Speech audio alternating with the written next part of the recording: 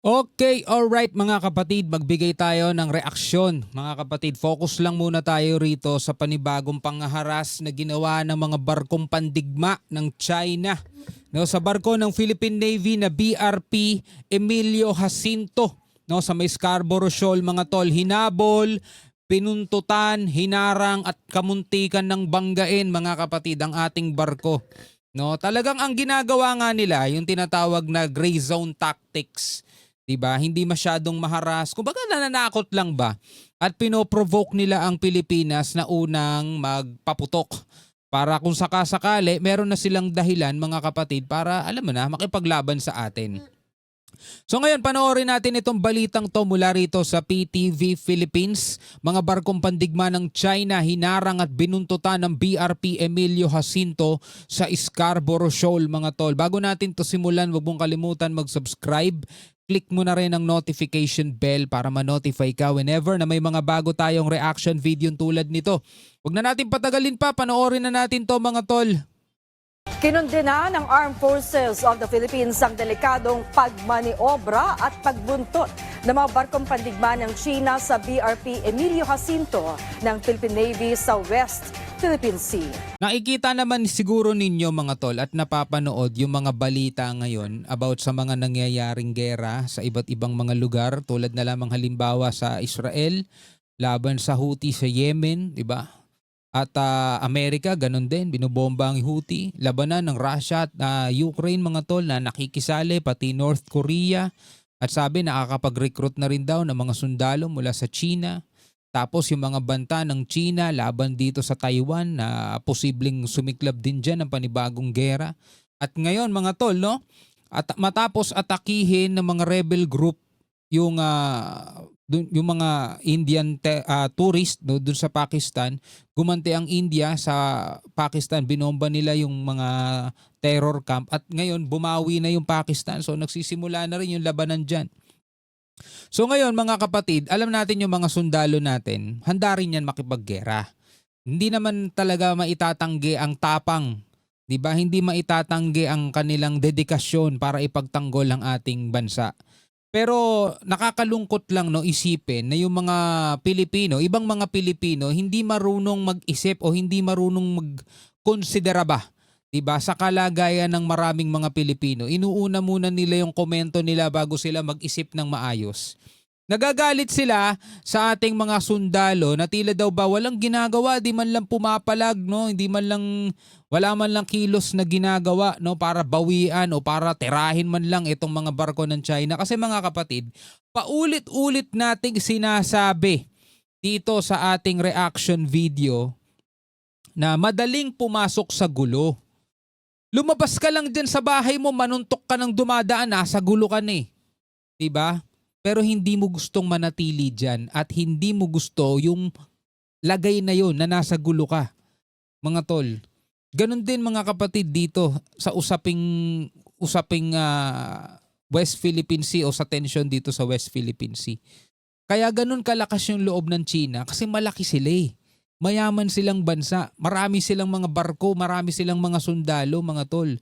Maliit lang tingin nila sa atin kaya ganun sila ka-agresibo. Ngayon, kung ang mga sundalo natin hindi gagamit ng kokote, kung hindi nila gagamitin yung mga training nila at bigla-bigla na lang silang nakipaggera mga tol, sino malalagay sa kapahamakan? Sino malalagay sa panganib? Bukod sa kanila na kulang din ng assets mga tol, tayong mga Pilipino rin, 'di ba? Sabi nga nandiyan dyan sila para ipagtanggol tayo eh. Sa pakikipaglaban lang ba sila handang ipagtanggol ang mga Pilipino? Hindi. 'Di ba? Ginagawa nila, sinasalo lahat nila ng panglalait, kinakain nila, nilulunok nila yung ego nila. Mga tol, di bali nang sila yung masaktan, api-apihin, wag lang tayong mapahamak lahat. Sana lagi niyong tandaan yan bago ninyo pagsalitaan ng masama yung mga sundalo natin. Yan ang ulat ni Patrick De Jesus.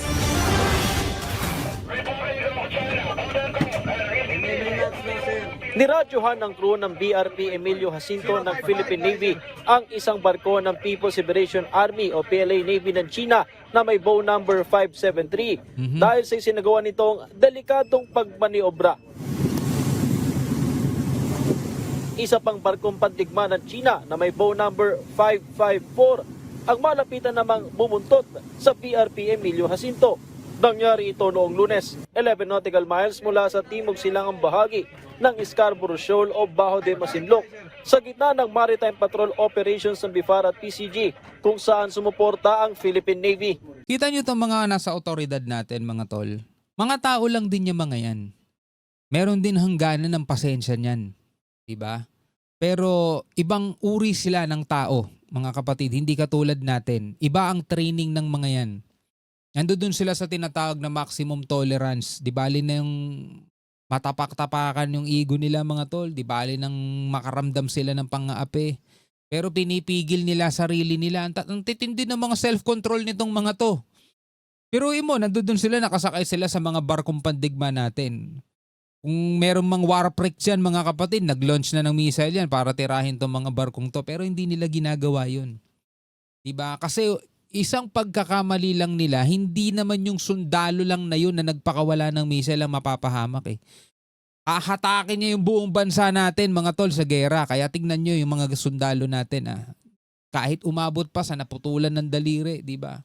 Tinututukan ng kutsilyo, tinututukan ng patalim, pinapahiya, kumbaga niyuyurakan yung pagkatao nila ng mga kalabang bansa. Di ba? Hindi nila iniinda yun kasi gusto nila, mga tol, manatiling payapa tayo rito sa Pilipinas. Namumuhay, nakakapamasyal, nakakakain araw-araw, mga anak natin nakakapagtrabaho, di ba? Yun ang mga kapatid, yun yung tungkulin nila. Yun yung paraan nila para protektahan tayo. Di ba ayaw nyo nga sa mga pulis na happy trigger o trigger happy?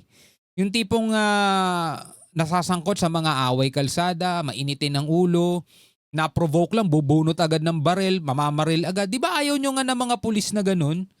O imagine nyo kung ganun yung mga sundalo natin, na-provoke lang, mamamaril agad. O di hinila niya buong bansa natin sa gera, di ba? Tignan nyo yung ginagawa ng China, mga kapatid. Diba? Pinoprovoke nila yung bansang Pilipinas. Pinoprovoke nila yung mga sundalo natin para unang magpaputok.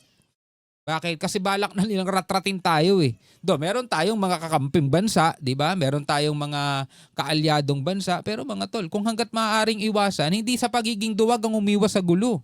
Pagiging matalino ang tawag doon. Ang dalawang barkong pandigma ng China na nanggit-git ay Jinkai 2 class frigates na may kasama pang isang barko ng China Coast Guard. Kinondena ng Armed Forces of the Philippines ang mapanganib na ginawa ng China na siya rin paglabag sa pandaigdigang regulasyon upang maiwasan ang banggaan sa karagatan. Expose natin sila. Yan ang ginagawa natin. Ine-expose natin yung mga kabalbalan nila. These reckless actions not only post a direct threat to the safety of navigation of PS-35 but also violated the international regulations for preventing collisions at sea. Alam ng China yan, mga tol. Sinasabi rin nila sa atin yan, nire-remind din nila sa atin yan kapag napapadikit yung mga barko natin. Alam nila yan. Ikinabahala ito ng AFP, lalo't maaaring tumaas pang lalo ang tensyon na makakaapekto sa regional stability. Pinuri naman ng AFP ang crew ng BRP Emilio Jacinto dahil sa pagiging kalmado, disiplinado at profesional. Diba? Kalmado, disiplinado, profesional. Tulad na lamang nung ine-example natin kanina sa mga kapulisan, ayaw natin ng ganun, diba?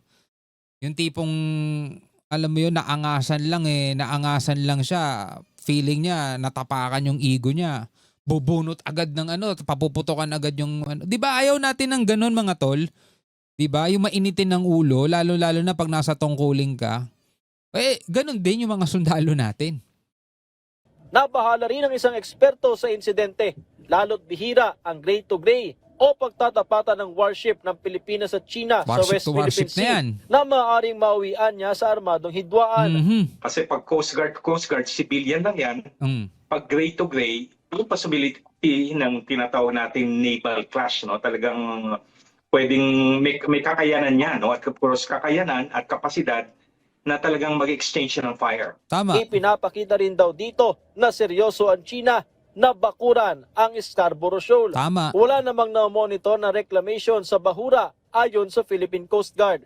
Tuloy-tuloy raw ang pagpapatrolya rito ng bansa, mapa-ere man o dagat, sa kabila ng pangharas ng China. Sa panahon ngayon, despite of their increasing number of deployment, ang Philippine Coast Guard kasama ang BFAR are also periodically deploying our Coast Guard vessels and BFAR vessels to still support the Filipino fishermen. Besides from the MDA flight being conducted by the Coast Guard and our usual patrol, wala naman tayong nakikitang reclamation na ginagawa dito sa Baho de Masinloc. Kaya nakakabilib yung mga sundalo natin, mga tol. Sa totoo lang, sana na-appreciate nyo yun. Diba? Na-appreciate sana ng mga Pilipino yun kung paano nila tayo protektahan. Ang nasa isip kasi ng mga ugok na mga ibang Pinoy, ang ibig sabihin ng pagpoprotekta is yung pakikipaglaban agad. Hindi nila tayo poprotektahan, mga kapatid, pag ganun ang gawain nila. Yung tipong ma-provoke lang, bubunot agad sila ng armas nila, magpapaputok na agad sila.